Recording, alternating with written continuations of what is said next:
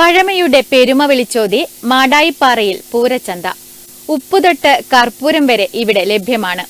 വിഷുവിന് മുന്നോടിയായുള്ള വിപണി കൂടിയാണിത്. പൂരമെന്ന് കേൾക്കുമ്പോൾ തന്നെ നമുക്ക് തൃശ്ശൂർ പൂരം ഓർമ്മ വരുന്നുണ്ടാവും. എന്നാൽ ഉത്തര കേരളത്തിലെ നമ്മുടെ പൂരം എന്ന് പറയുമ്പോൾ ശരിക്കും ഒരു സ്ത്രൈണ സ്വഭാവമുള്ളതാണ്. സ്ത്രീകളുടെ അല്ലെങ്കിൽ ഋതുമതികളാകാത്ത കുഞ്ഞുകുട്ടികളുടെ തന്നെയാണ് നമ്മുടെ പൂരം. എന്നാൽ ഇവിടെ വടുകുന്ത് ശിവക്ഷേത്രത്തിന് സമീപത്തുള്ള ഈ ചന്തയിൽ എത്തിക്കഴിഞ്ഞാൽ ശരിക്കും വലിയ പ്രൗഢിയാണ് ഈ ചന്തയ്ക്കുള്ളത്. ഒരു കാലത്ത് മറ്റ് വലിയ രീതിയിൽ ഷോപ്പിംഗ് നടത്തുവാൻ ഒരു സ്ഥലവും ഇല്ലാതിരുന്നത് കൊണ്ട് വിഷുക്കാലത്തേക്കുള്ള സാധനങ്ങൾ കൂടി വാങ്ങിക്കുവാനുള്ള ഒരു ചന്ത തന്നെയായിരുന്നു ഇത്. ആ കാലത്തെ ഓർമ്മകളാണ് നമുക്ക് കൃഷ്ണേട്ടൻ പറഞ്ഞു തരാൻ പോകുന്നത്.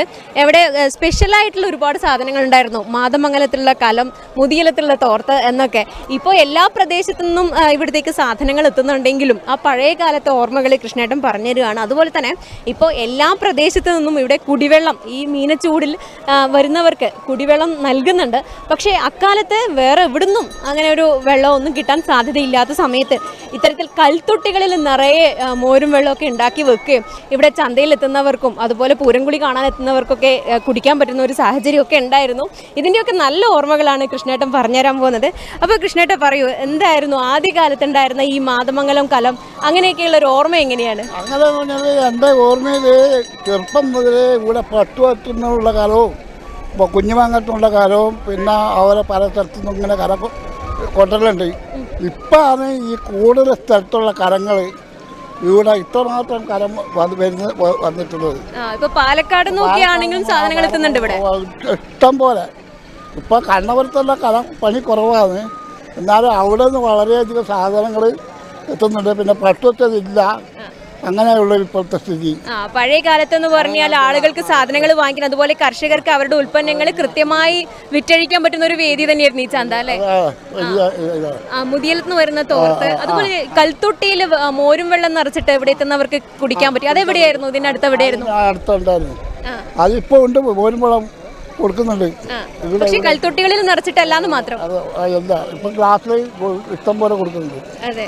ഇപ്പോൾ ഞാൻ നേരത്തെ പറഞ്ഞ പോലെ തന്നെ പല പ്രദേശത്തുകാർ മത്സരിച്ചാണ് ഇവിടെ എത്തുന്നവർക്ക് ദാഹജലം നൽകുന്നത്. വളരെ മനോഹരമായ കാഴ്ചകൾ തന്നെയാണ് ഇവിടുന്ന് കാണാൻ സാധിക്കുന്നത്.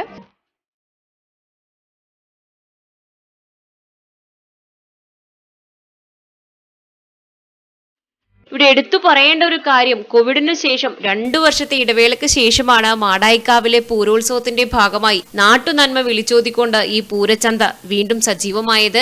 ചൂതുമാച്ചി, അത്ത്, മൺകലം, റെഡിമെയ്ഡ് വസ്ത്രങ്ങൾ, കളിപ്പാട്ടങ്ങൾ എന്നിവയ്ക്ക് പുറമെ മറ്റ് നാടൻ ഉൽപ്പന്നങ്ങളും പച്ചക്കറികൾ തുടങ്ങി സൂപ്പർ മാർക്കറ്റുകളിൽ ലഭിക്കുന്ന ഒട്ടുമിക്ക ഉൽപ്പന്നങ്ങളും ഇവിടെ എത്തുന്നവർക്ക് വാങ്ങാം. വലിയ ഇടവേളയ്ക്ക് ശേഷം വീണ്ടും കച്ചവടം ലഭിച്ചതിന്റെ സന്തോഷത്തിലാണ് ചെറു വ്യാപാരികളൊക്കെ തന്നെയുള്ളത്. മറ്റു ചിലർക്ക് തങ്ങളുടെ കുട്ടിക്കാലത്തിന്റെ പ്രതീതി തിരിച്ചു കിട്ടിയതും ഓർത്തെടുക്കുകയാണ്. കൃഷ്ണേട്ടനെ പോലെയുള്ളവർ ആ സന്തോഷമാണ് നമ്മളുമായി പങ്കുവച്ചത്.